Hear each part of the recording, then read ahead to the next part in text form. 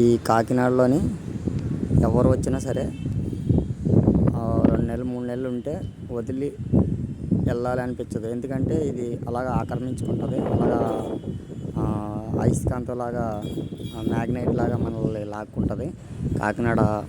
అలాంటిది చూడండి, చాలా అద్భుతంగా ఉంటుంది. ఇదంతా మొత్తం కాకినాడ. ఇదంతా పోర్టు గుడాములు ఇవన్నీ.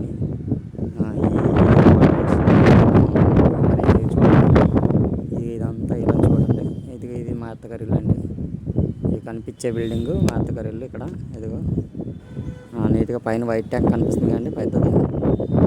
అక్కడ పక్కన ఉన్న ఇల్లులన్నింటిలోని మా అత్తగారి ఇల్లే కొద్దిగా హైట్లో ఉంటుంది. అదిగో చూడండి. ఇదంతా ఇది మొత్తం కాకినాడ అండి.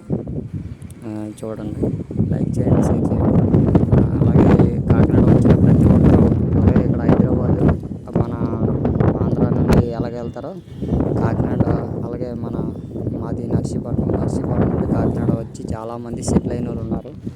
చాలామంది అంటే చాలామంది, ఎందుకంటే 100%లో 50% మొత్తం నర్సీపట్నం వాళ్ళు ఉంటారు.